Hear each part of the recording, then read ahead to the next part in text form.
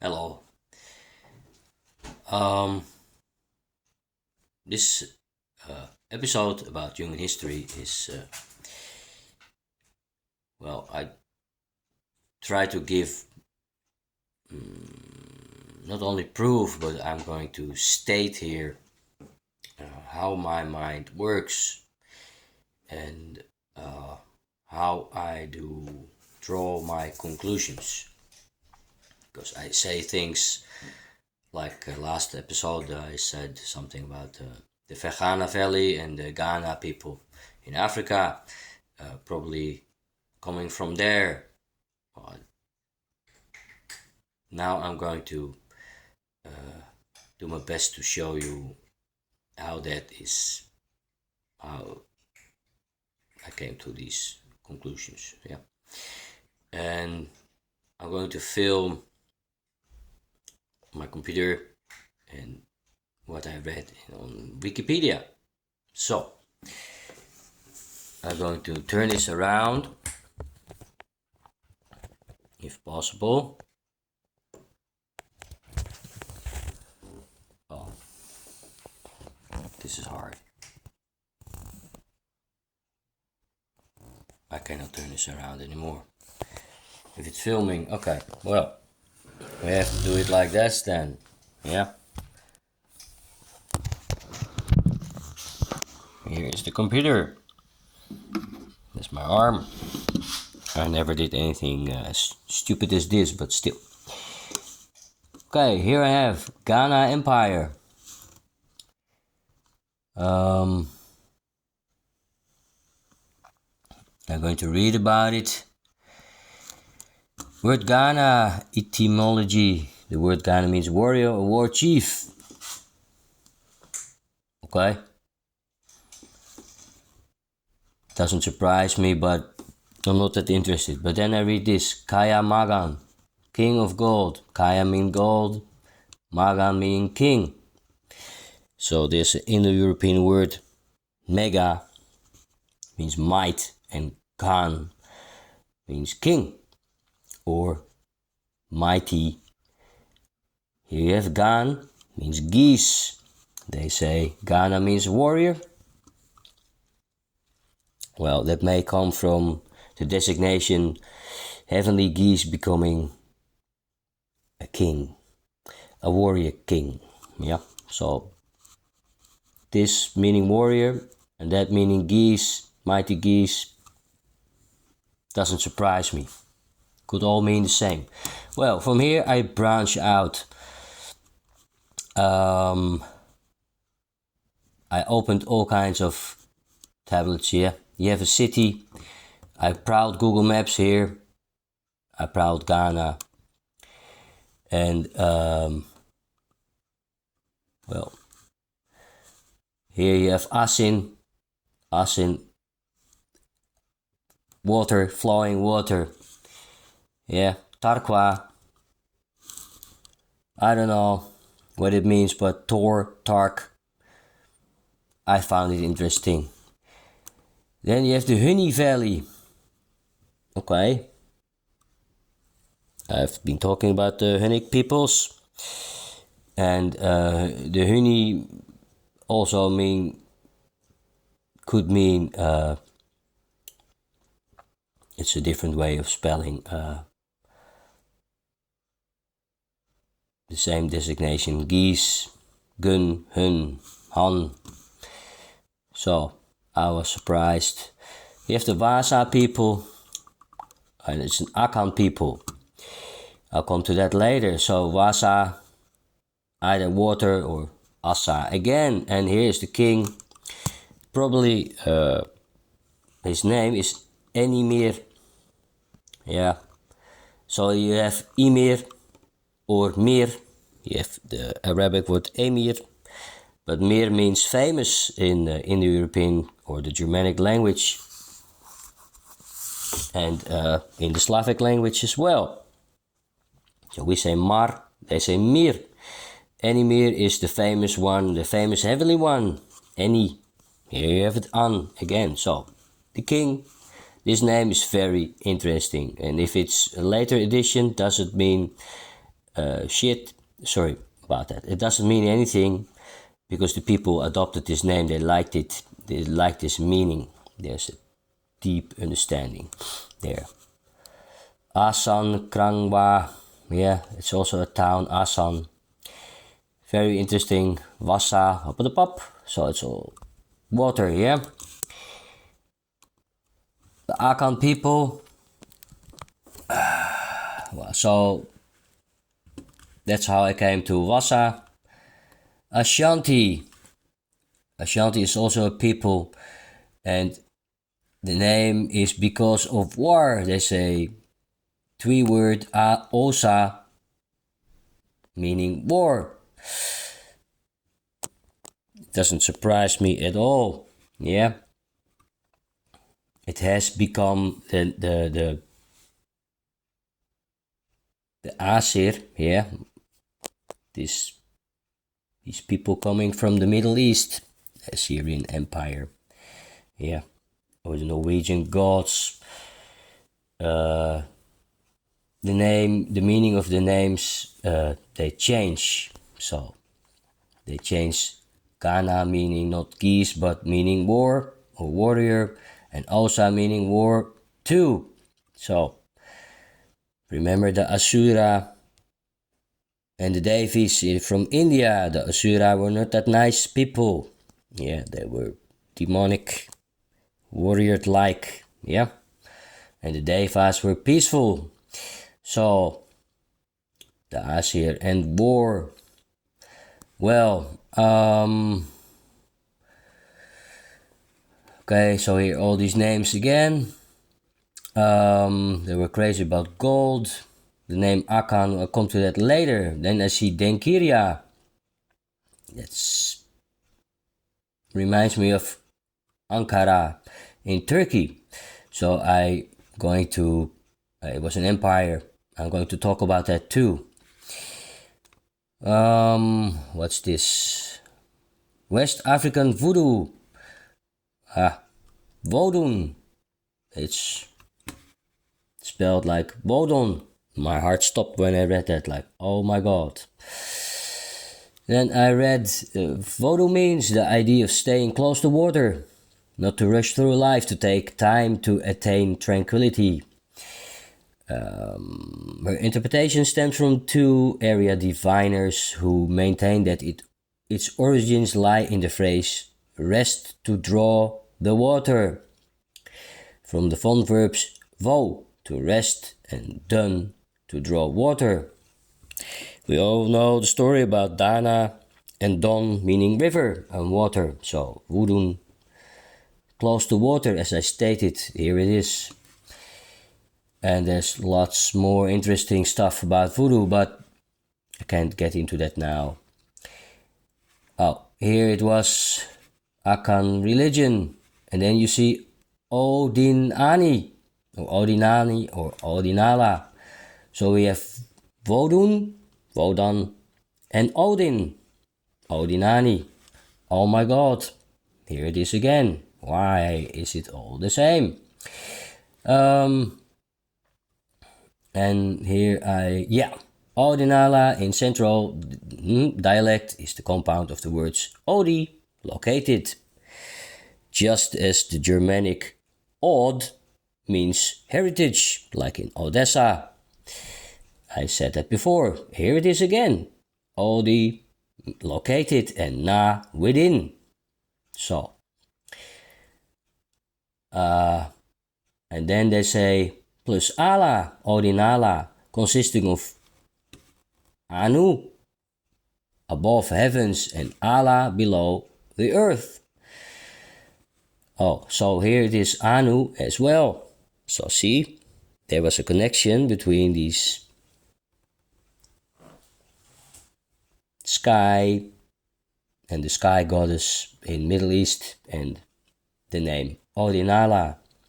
See it, here it is. Denkiria, not that much interesting, but it was an empire and there was a war between the Denkiria and the Asen.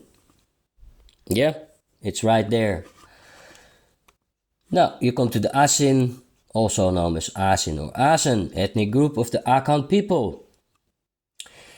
So, people,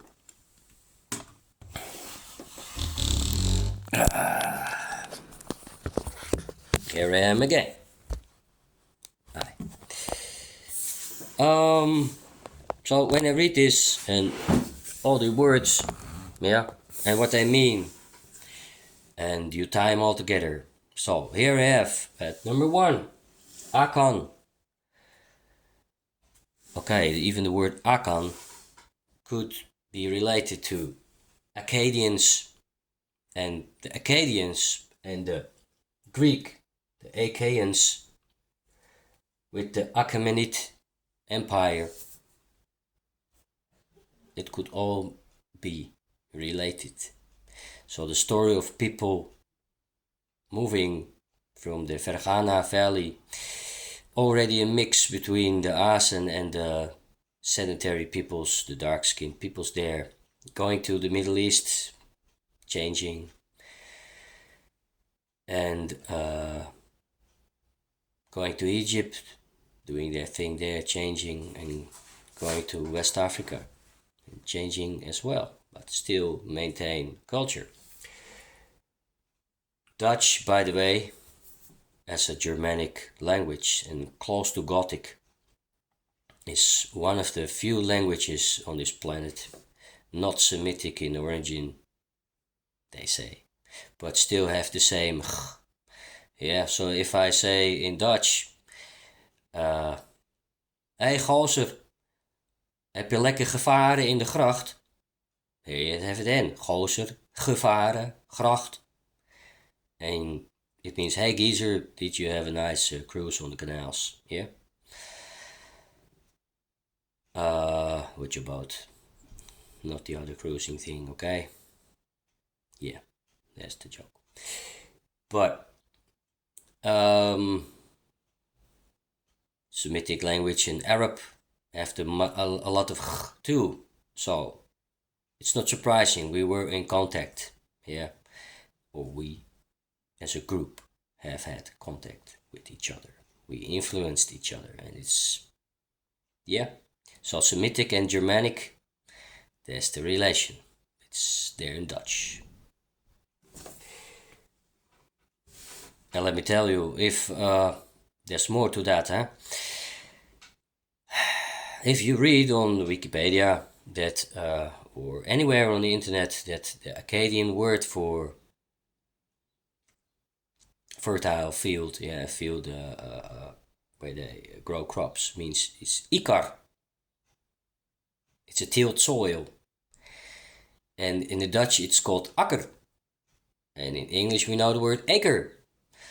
And if I read the Proto-Indo-European dictionary, ak means sharp, pointy, I don't know English word, object. Yeah, sharp, pointy object. Ak. We have the word hakke, axe. Yeah, it's all the pointy tool, or the pointy, I forgot the word, pointy thing, yeah? So tilled soil means you worked with your pointy thing, your stick and your stone, you loosen the ground to make, able to grow crops. So it's Indo-European. There we have it. Akkadian, Indo-European. Ikar, Indo-European. Yep. Okay, then Kyria. Well, I'm thinking about Dan Kyria, Ankara, you know. Dan, De, Anna, Kyria, Kira means lady. I think in Greek. Yeah. Ankara is not meaning, doesn't have anything to do with anchor at all. If you read Wikipedia, it's like, oh my god, anchor. What the hell? A city called Anchor? Like you fish and you have your boat and you throw an anchor? No.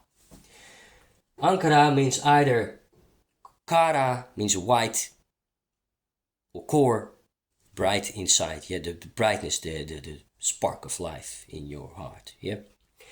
So, bright sky or heavenly lady, or the city of the heavenly lady, or her brightness. Yeah. Every city in these agricultural communities at 3000, 4000 BC, 2000 BC in the Middle East, they will have their private deities, or deities, you call it, huh? So, Denkiria, Ankara, why not? Then you have the famous Anansi, the spider with the spider stories. You have An again, sky, heavenly spider, right? Anansi. You have Voodoo, Vodun, I talked about the water. Odinala, Odin, I already talked about that. So there's too many links is in my mind. They're tied together. So people move out of Africa and people move back. Simple as that. But spread of culture. So this is how my mind works all the time. I make connections, sometimes they're wrong, of course, and then you are crazy, or called crazy, and sometimes you are right. And the first science that humans did was by magic thinking. So if you read Sir James Frazer with his famous book, The Golden Bow, if I pronounce it right, yeah, The Golden Branch, yeah, it's written somewhere at the late 19th century, I think. It's the first a book about anthropology, and scientifically so. And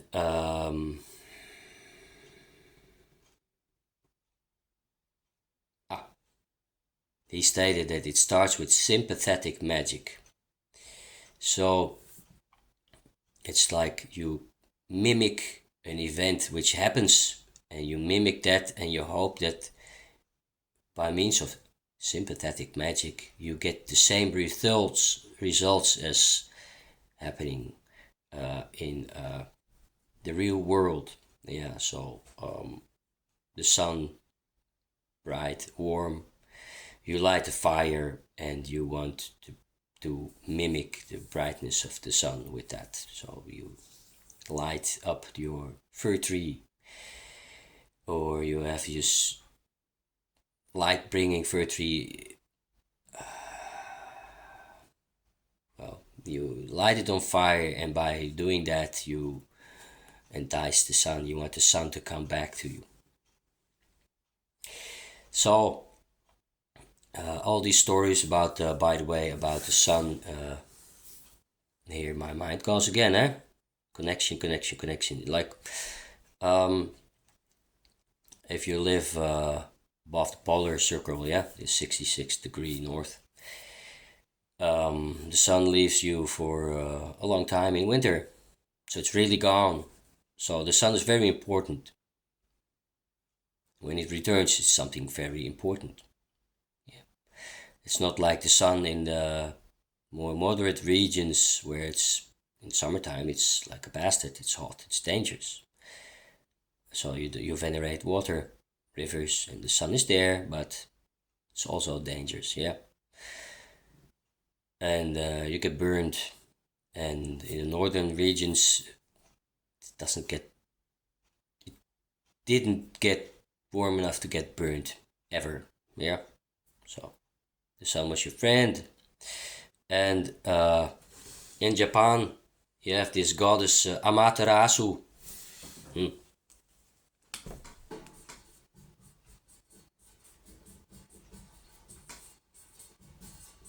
It's the goddess of dawn, or the sun goddess. She's a woman, and there's a fairy tale or myth that she didn't want to come out of her cave, and eventually she came out. So that's a remnant of people or cultures coming from the north, whether they were Asian looking or Caucasian looking, doesn't matter. This is a remnant. The name Asu, meaning dawn, east, it's uncanny, it's Japanese, right? It's here, Mater can mean mother. Ama, loving mother, coming from the east. The dawn, loving sun mother. Yeah, and a guy I met, he studied Japanese, he said, no, it's different. It's means lots of different stuff. Maybe I'm completely wrong, but I don't think so.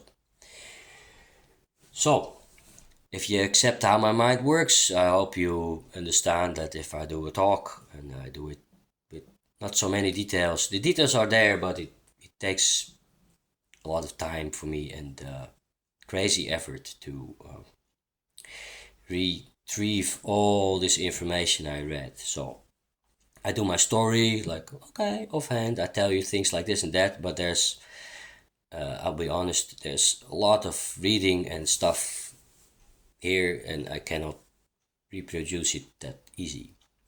So if I want to do it meticulously, I could write a book, and then I would fry my brain again. So I have to do these stories rough and fast, but I hope you trust me now that there's lots of knowledge behind it.